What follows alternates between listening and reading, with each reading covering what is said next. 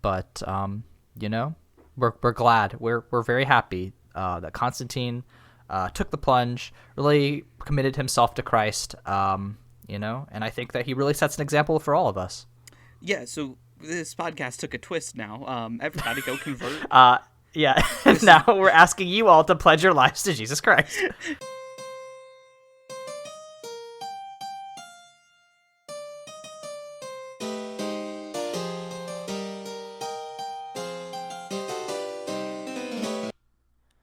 Welcome to Bible Boys, a podcast where two ex-evangelical siblings and an ex-Catholic non-sibling watch Christian media and either praise or condemn it.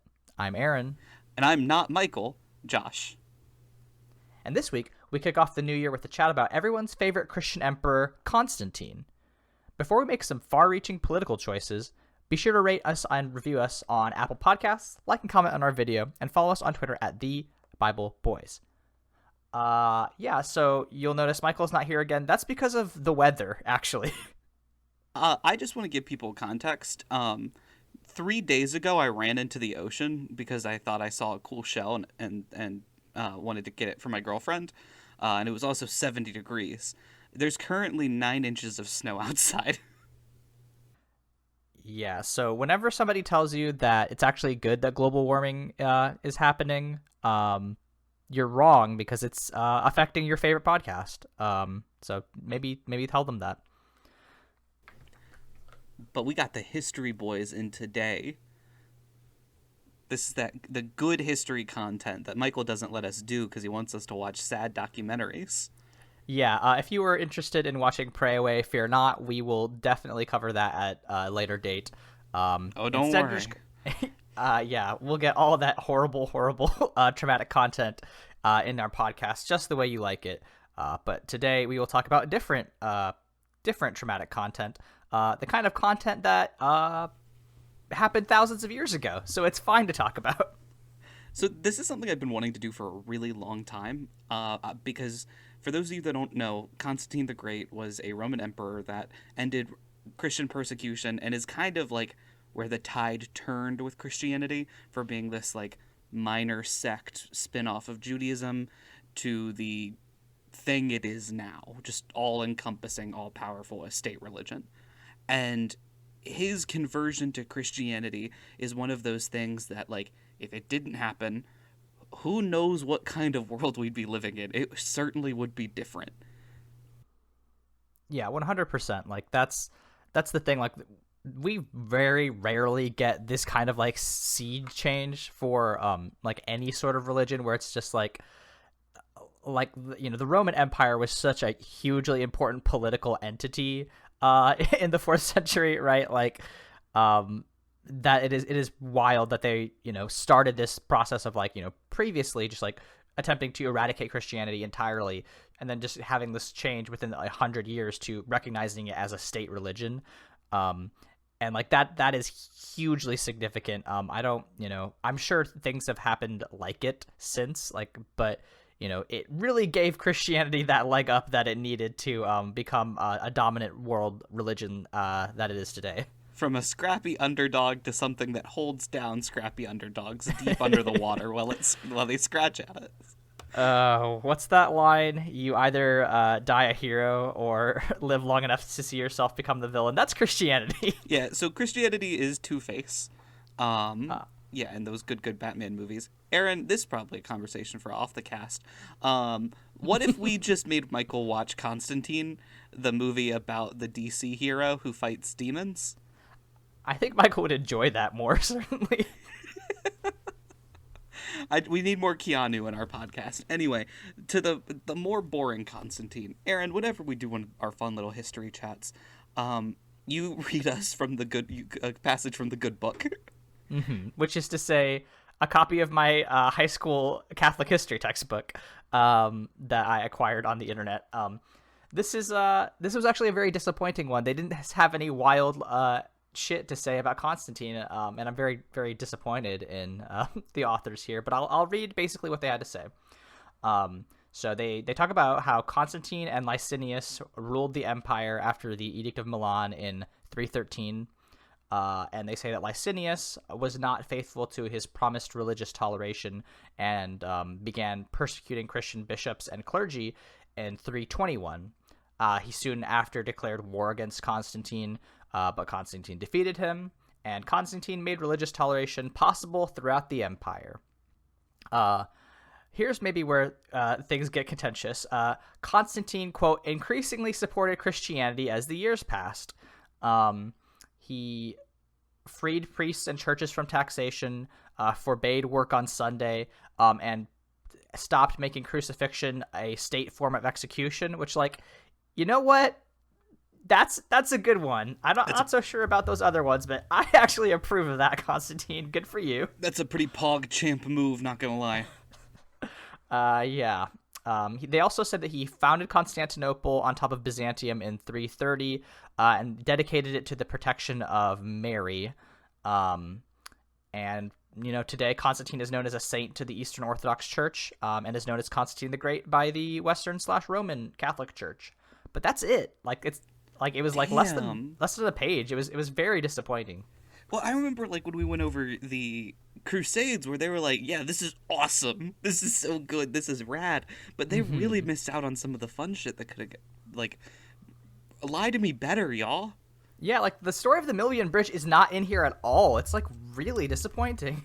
And that's a cool story no matter who you are.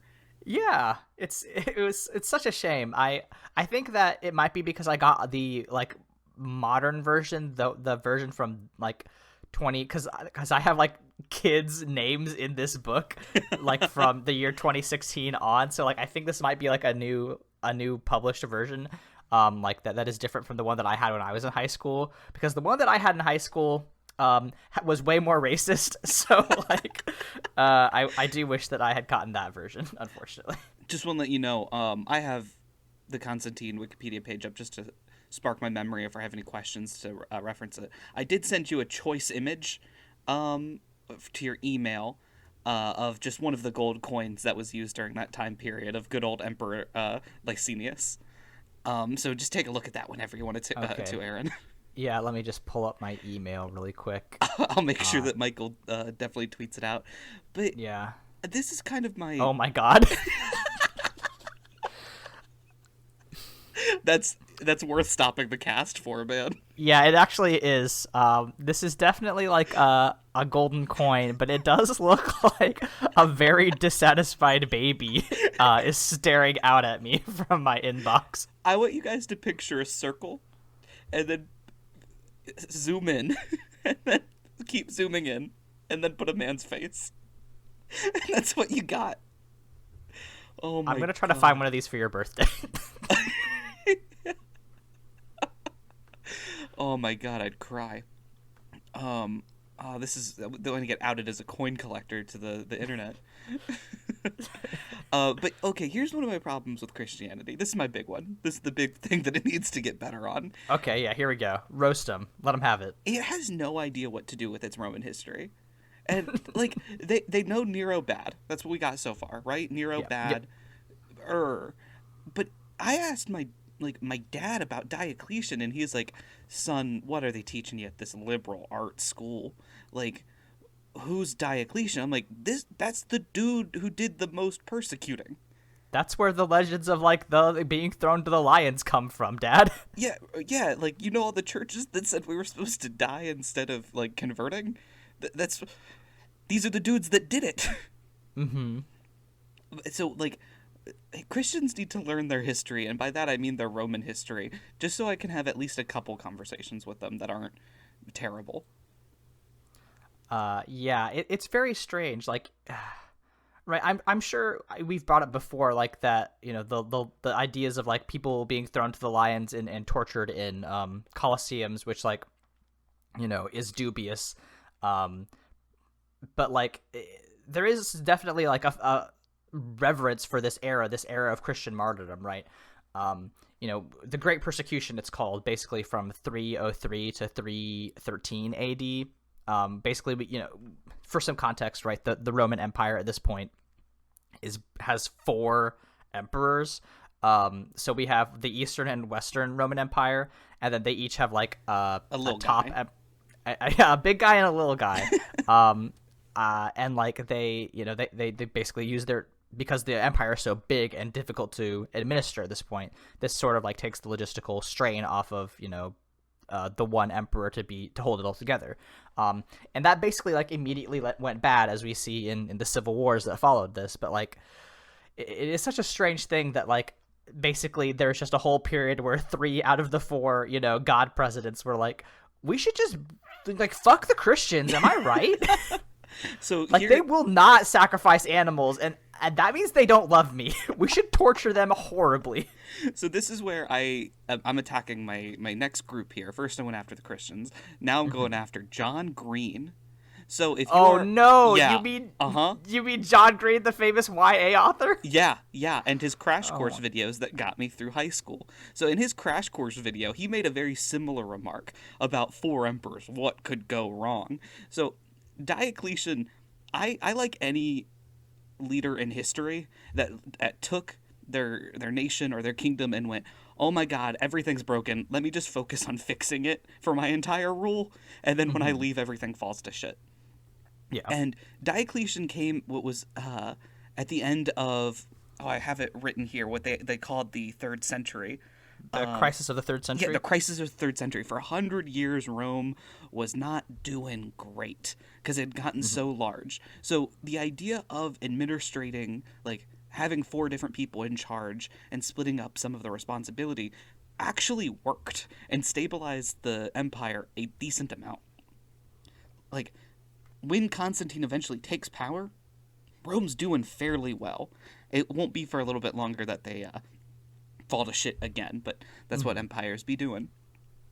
And part of the reason why Diocletian led to this, like, hey, actually, fuck the Christians, dude was incredibly conservative and wanted to go back to, harken back to the, ancient times of Rome when, Jupiter was in charge, not these, little new guys like Jesus, who's that? And he wanted to take the old Roman rule of, you have to be pagan, you have to believe in the state gods, you can have your own little god, but you also have to accept that Jupiter is real. Partially because he said, I'm kind of Jupiter, kinda, and my little guy is kinda Hercules, kinda. It's weird, but we're kind of them, but we're not.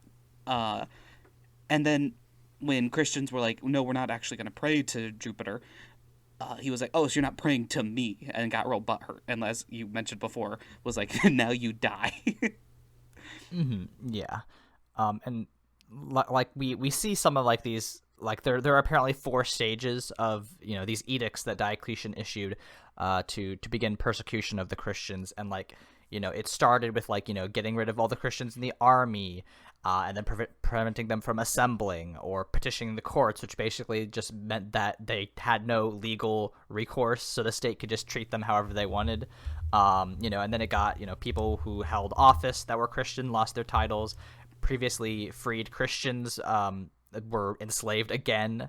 And then we just start getting like mass executions and like, I'm not sure. It's been a long time since I listened to Mike Duncan's History of Rome. If you want a better idea of like what was going on at that time, definitely check that podcast out. But I'm pretty sure there is at least one Christian emperor that was like putting, or Roman Empire that was putting Christians like on pikes and then covering them in pitch and then like setting them on fire, like to light his gardens at night. I don't think that was Diocletian. That might have been Nero, but like, I think that's Nero. That sounds like some Nero shit. Yeah, but like, yeah, it's wild stuff like that. But what's kind of insane is the Christians, even at the time, they fucking loved it, man. Like, the persecution complex is deep ingrained in Christianity, and it's not just that you like die for your beliefs, but you die brutally standing up to those against you, and that has not left. And a lot of historians believe that it is this persecution that kept Christianity around and kept it allowed it to form its own religion instead of just being seen as weird Judaism, which is what Romans saw it as for a long time. Yeah, I like. There's a quote from the Wikipedia article about the Diocletian persecutions, which is like, The pagans were so impressed with the Christians, quote, packaged with the promise of eternal life, martyrdom proved attractive for the growing segment of the pagan population, which was, to quote Dodds, in love with death. So all the pagans were like, hey, these people are so willing to die for their faith. It's actually really cool. And like, so when I was in high school, they used these examples of Christian persecution and martyrdom, like the Christians' willingness to die for their beliefs, as like a not theological, but like when you apologetic, like an apologetics point, like why would Christianity be, you know, at all fake? It has to be 100% real because like nobody would die for a lie. And I remember that being pretty convincing because I was like, yeah, they did get fucked up like really bad. You're not wrong, Christian teachers. Like that does make a certain level of sense. And I think it's kind of important that we like look at the realpolitik version of this. Mm-hmm. You want your populace to look at you and the state religion as correct. If you are running a, you know, authoritarian empire, which is what Rome was, that was their goal. I'm not saying Diocletian was right. Don't get that on a sweatshirt. That would be a cool sweatshirt, though. No, hold on. Oh, wait, no. Wait a second. We'll put a bookmark. No, I don't think we should probably make merch out of that. I think that would be in poor taste. Yeah, it would be. He did kill a lot of people. Anyway, I think part of it wasn't just that he was like, ugh, I hate these Christians, and more of, I need things to be the way they were when Rome worked in his mind. You know, hearkening back to that old age. And one of the reason that there wasn't persecution of the Jews at this time period was because when the area he was hearkening back to, Jewish people were allowed to worship their God. Partially because every time the Roman Empire tried to be like, actually, you can't be Jewish, there was a huge revolt that was just a fucking menace. You gotta respect the Jewish population that lived under Rome for just being so annoying that they got their own law for religious freedom. That makes me so happy. It's extremely metal. I mean, I'm sure any of the history buffs in the audience will know about the siege and massacre at Masada, but like that's the level of shit where like they're constantly having to send in legions to be like, please, Jews, just be cool, and the Jews are like, absolutely fucking not. It just that rules. Great. Yeah, fuck empires, man. Very fun. But it is in this time period. Like Diocletian was alive while Constantine was. Aaron, do you know how Diocletian stopped being emperor? No, please tell me. He retired. No way. He did the thing. He retired, and then he went to Italy to get this, grow turnips. Yes, like there's a legend, right, of like one of the first like dictators of Rome that was like they elected him dictator. He became a general and like, you know, saved Rome, and then he went back to be a farmer. That's the thing. He did and the Diocletian thing. Yeah. did the thing. Literally, and then in one of the many rebellions that happened afterwards, because Diocletian wasn't in charge, of like one of the other emperors being like, I'm in charge now. Yeah, he went in for one more mission. They had to get him back out of retirement. One last job. One last ride. But I believe it was Constantine's dad who was in charge of the Western. He was the Western little guy, I believe. Yes. I think he was in the Britannia, right? Yes. Okay. And that's kind of the area where Constantine was expecting to rule, because though it wasn't exactly passed through bloodline, it kind of was. It's sort of like how, in theory, George W. Bush won fairly. Yeah, exactly. But every once in a while, they throw us a jab just to be like, no. No, it's totally merit-based. Please clap. Oh, man, every once in a while you gotta throw him a jab just to keep him quiet. God. And I don't think we need to go into the whole many conflicts that Constantine did to get to power, but we definitely need to talk about his good visions. Yeah. So, I mean, basically this is the big thing, right? So there's another, big threat to Constantine's power by the name of Maxentius at this point. It's 312, or no, Yeah, it's 312. And now this whole four emperors thing has gone a little bit haywire. There's civil wars constantly, and Constantine is shaping up to be on top. But right now he is about to march on Rome to attack this guy Maxentius. And this is the very famous story. He's about October. He is marching, and he looks up. Constantine looks up at the sun and sees a cross of light above it, and the Greek words "entuto nika," which means roughly "through the sign you shall conquer." And at first he was like, "That's weird," but then he later had a dream, apparently, and that Jesus showed up. He's like, "Okay, all right, let me break it down for you, buddy." You're a fucking moron.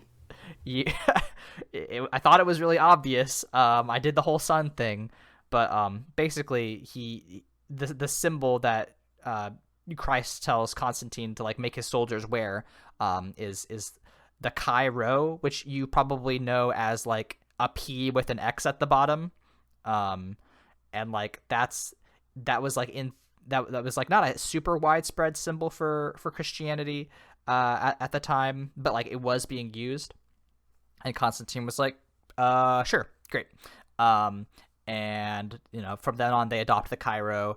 And at this battle of Milvian Bridge, right, Constantine has all his soldiers mark their equipment allegedly with this symbol, this cross.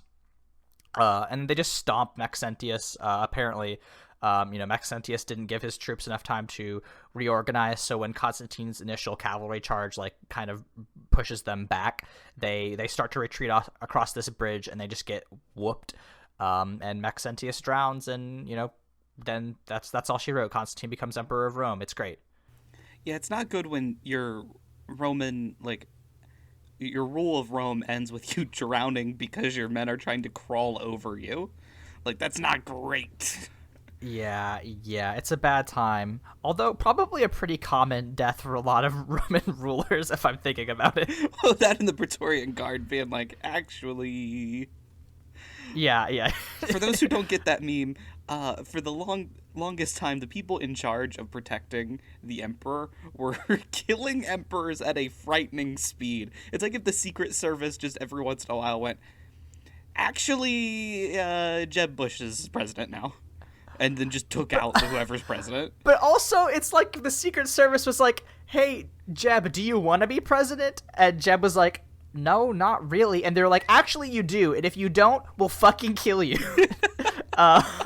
The Praetorians got up to some shit in the latter half of the Roman Empire. I don't know. Maybe fire them. That's my idea. Maybe stop with the elite military units. Maybe just like the Janissaries. At a certain point, it's just maybe they should probably not hold political office. I don't know. It's more work than it's worth.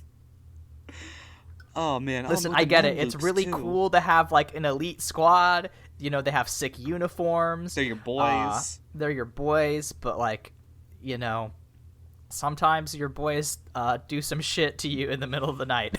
And they want Jeb to be in charge. And they want to make Jeb the new god emperor. That's actually 40K lore. Yeah. Oh man, we are rambunctious without Michael here to keep us in check. But yeah, so that's pretty much where Constantine is like, oh shit, Christ. So now is when we get to where historians yell at each other for the rest of time. Because if you ask some historians, this marks Constantine's conversion, where he would consider himself a Christian. If you ask other Christians, when he was baptized on his deathbed, that's when he became a Christian. Either way, after this battle, he gets super cool with Christianity. He's like, actually, you guys are people. Wild. And then even goes so far to get interested in church politics and is in charge for the Council of Nicaea, which was just where a ton of Christians yelled at each other for the dumbest shit, while also where Santa ended up punching who was it? Arius? Yeah. It's either Arius or Anastasius or something. I think it's Arius because I think you're right. I think it is Arius. Yeah. I mean, fuck Arius. Yeah, I mean, listen. You're telling me Jesus is lesser than God? Yeah, you get deserve to be punched by Santa. you know, yeah, we love the fucking what's it called? Damn it, I'll think about it. Come back to me. Circle back, take a lap, take a lap. Circle back. So yeah, Constantine kind of seemed to genuinely convert, and that's the main reason I want to have this conversation. Is I want our podcast stance on whether or not Constantine converted out of actual belief or just said so due to realpolitik. There's no way we'll ever know the answer, but I think it's a fun conversation to have. So yeah, I mean, I definitely don't have enough reading on it, so this will be completely just speculation. oh yeah, nothing. This is not. Once we're done with this podcast, that's it. No debate will be needed to have. Our 45 to an hour of research, we covered it. Mm-hmm. So I'm just going to go through some of my points. I think I'm going to start with, he actually converted. And one of the big reasons that I always thought he converted was that Christians were a small population. They might have made up 10% of the population at that point in time, which is not really the base that you want supporting you. If you compare that to the amount of pagans that were very happy to see them get killed. Like, as many of the pagans that were like, ooh, these guys are tough. The other half was like, let's fuck them up. So it doesn't, though it might have made sense to ease up on the persecution, completely siding with them, leaving the other 90% of your population just leaving that majority seems kind of like a bad political decision.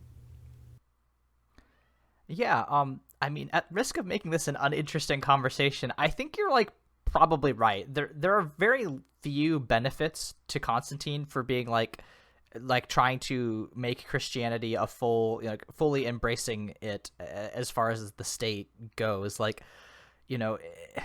Romans are famous for having their bread in circuses, right? And it is so much easier to give the majority of your constituents, the circus of, cracking down on a minority population, right? Because it makes the rest of them feel good. But there's really not a whole lot of great reasons besides, I guess, a lot of more Christianity was becoming popular among certain noble people in the empire. There's really not a good reason for him to try to make that switcheroo. Also, another reason that I think that he was genuinely sincere is because in the Da Vinci Code, oh my God. they say that Constantine converted on his deathbed, which basically means that he was a lifelong Christian in real life. So the thing that they're referencing there is he was baptized Yes. on his deathbed, which is another kind of interesting point. Not to get too glum, blue here, but he's looking at where his soul's going. So he's seeing where he wants to place his bets, and he did with Christianity. His last act was getting baptized. That's the last thing he's saying about religion is I am a Christian. And that's kind of a big point in favor of he actually converted, I think. A small point I want to throw out here is that there's some evidence that Constantine encountered a lot of Christians when he was younger. Some people believe his mother was a Christian prior to him converting. And also, his sister may have been a Christian beforehand. These are dubious. I will go into them when we talk about why he might have done it for political reasons. But you will hear people bring that up a lot when this conversation's being thrown around. When that's being thrown around at the water cooler. Yeah. When I'm just chatting with my coworkers about the political history of Christianity. Oh, and the amount of times my girlfriend tries to bring it up as a political point, and I'm just it's dubious at best. Yeah, now I know your girlfriend, and I don't actually think that's true, if I'm being honest. It's not at all. She's a sweetheart, and she does listen to me history rant. But does not engage that on her own. No. Yeah, shit, I was gonna say something, but I've forgotten it. My last big point here is that if he didn't really convert, why did he give a shit so much about what was going on within the church itself? The Council of Nicaea, they got granular with it, as you know. We'd like Yes. The Council of Nicaea was like a huge deal. Like the Nicene Creed is still a thing Catholics say at Mass today. So like it was a hugely important, theological conversation, and the fact that Constantine was there, like as a secular leader, like but getting involved at that level of nitty gritty theological discussion, like does suggest that he was very interested in its outcome. yeah, because he didn't just like say we need to have a Council of Nicaea. He was like, we're having it and I'm going, which is insane. Like, just imagine if a secular leader, like, if Biden was like actually council of, the Southern Baptists, it's happening, be there, be square, and then he was there presiding over it. He wouldn't get a lot of cheers. But Yeah. not No, really, I don't think he would. that really is a voter base.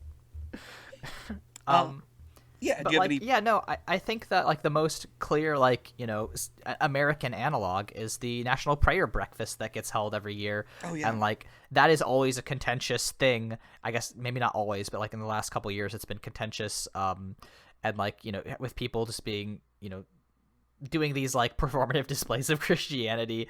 But like it is very much just like I can't believe we are still doing this thing.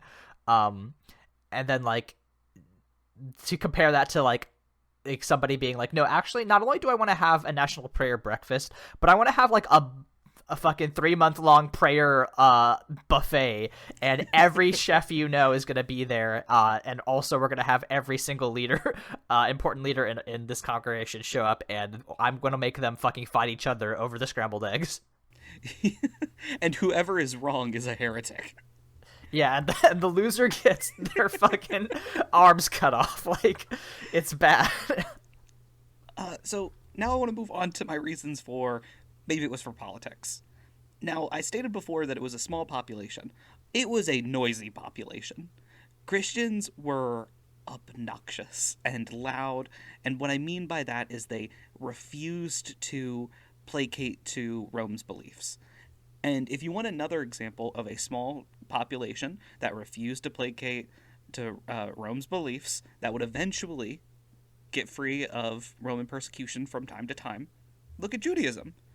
And Rome, for a very long time, saw Christianity as weird Judaism. So it's very, I think, logical for him to look at this very rambunctious group, this group that gave his predecessor, dozens of headaches, and going, if I give them a voice and I have them on my side, then the rambunctious people are working for me. And I think that like holds a little bit of weight. Sorry, I thought I was gonna sneeze, but then I didn't. Oh, I thought you just were like so angry at this idea. No. I think that's a completely accurate thing. I think that Constantine, for it seems like he was a pretty smart guy. I think, I don't think that's a controversial statement. It seems like he knew what he was doing. And like I think that if you're going to be a political leader of that kind of scope and authority, you're going to have to look to the future and be like, yeah, I don't actually like persecuting the Jews has always gone super bad for us. If we continue to persecute Jews 2.0, like it's not gonna like what benefit do we get except for like huge rebellions? Exactly. Like it's not gonna do anything. Might as well just let them do their weird blood rituals or whatever. Whatever Christians get up to, we still don't know. Hard to say. And okay, Constantine's familial connections. So the first one you'll consistently hear is Constantine's mother was a Christian. She was, but she most likely converted through Constantine. Mm-hmm. So that's definitely a point in he was probably religious, but not for the reason we think. Also, the reason people think that his sister was a Christian was because she had a vaguely Christian name. And that's bad history, y'all. That can't be the only point. That's all we got on it. Maybe don't mention it. That always would frustrate me when I'd get to that point and like I've seen so many like historical authors be like maybe Christian name, so who knows. Yeah. I mean, at this point, speculation is not going to get anyone anywhere. It's just one of those things where it's just like uh, Christians like to say one thing, and weirdo atheists like to say another thing, and we just watch them beat each other over the head in the schoolyard.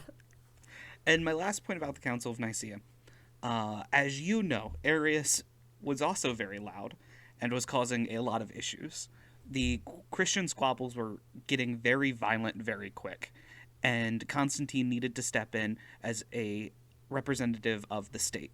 Him being there not only told the Christians that I am in charge of not only you but your religion, which is something that Diocletian was never able to achieve through persecution.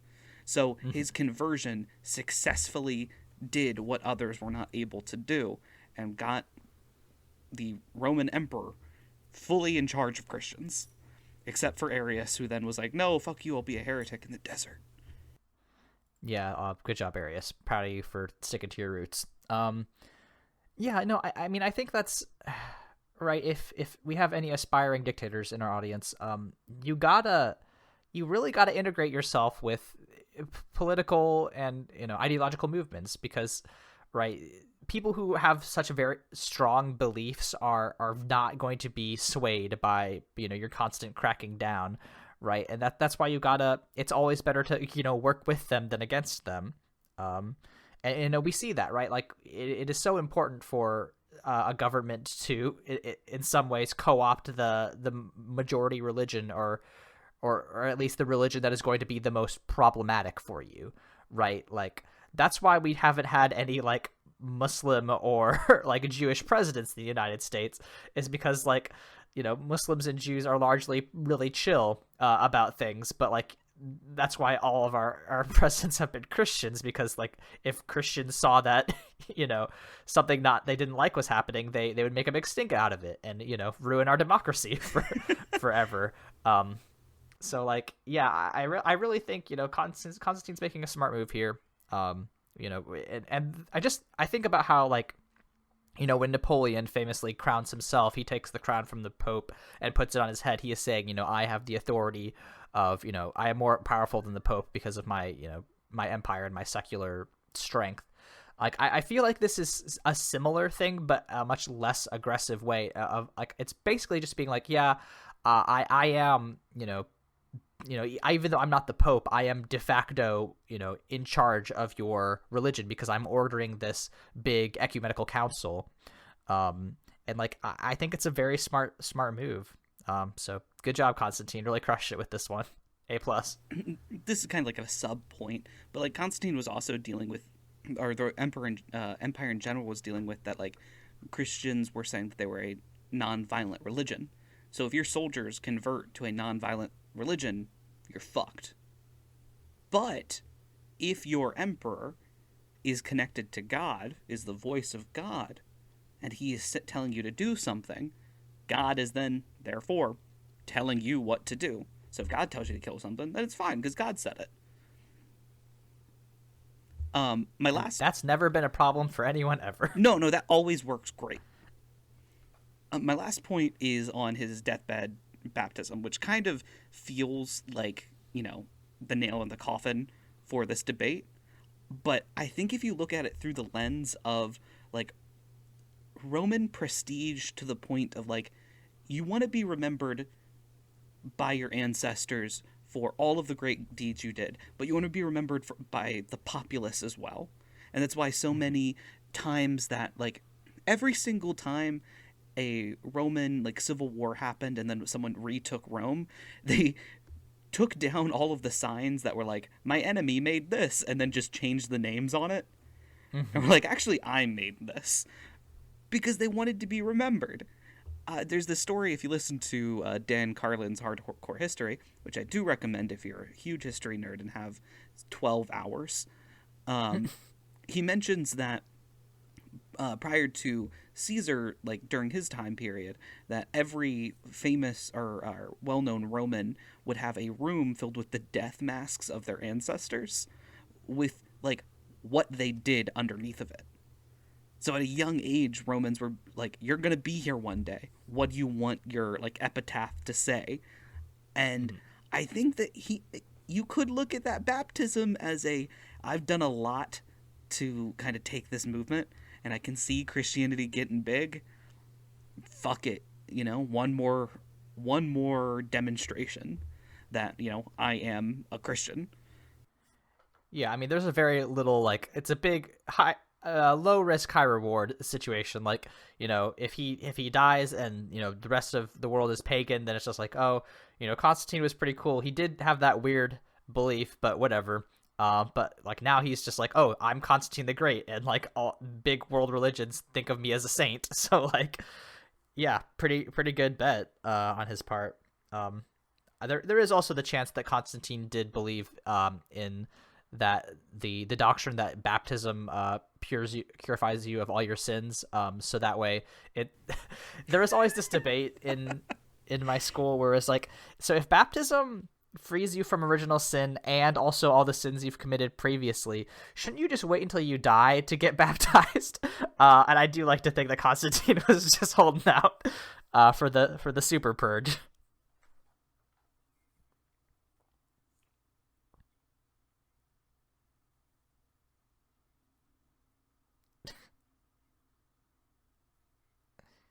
Asses, and then that last day it's like, oh, good Christian boy diving in the water, now I'm dead. Yep, that's how you got to do it. We endorse the opposite of getting baptized as a young person. We endorse the wait until your last minutes. We're Anabaptist if you really think about it. I've always said that about Bible boys. The Anabaptists of the Christian world. But those are my points. I am of the belief that he actually did convert.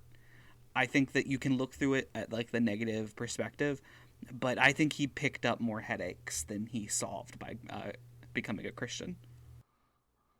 Yeah, I think you're probably right about that. But we're glad. We're very happy that Constantine took the plunge, really committed himself to Christ. And I think that he really sets an example for all of us. Yeah, so this podcast took a twist now. Everybody go convert. Yeah, now we're asking you all to pledge your lives to Jesus Christ. This is Bible Boys, a podcast where a current Catholic, one current non-Catholic, and an ex-non-Catholic who are siblings. This is gonna make for a weird production meeting when Michael comes back and we're like, so we've taken a turn. Yeah, Aaron and I found God again. On Wikipedia. We're just so inspired by this one Roman emperor. Have you heard the good news? Constantine died for your sins. Oh, good. Yes, finally. We got the apostasy, we got the reconversion, and now we get the heresy. All that's the mark of a good Bible, boys. The fuck, marry, kill of Christianity. Mm-hmm. Great, good. Oh, Josh. Well, when we are not making a bastardization, no. We have what are we gonna rate? What are we gonna rate? It's a tradition. I'm tired of you tearing this family apart. We have so few traditions, and even when it doesn't make sense, we still gotta rate it. You're upset because you know I'm right. I mean, you're not wrong, but I think you're right in a stupid way.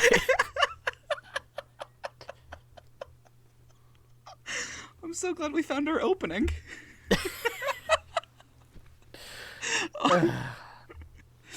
All right. What is your rating for, I guess, the reign of Emperor Constantine? I'm giving it 1. The Tetrarchy had its time and place, John Green. Just, it's okay to mock it, but you have to acknowledge that it did help stabilize the global economic and political sphere that Rome was trying to exist in.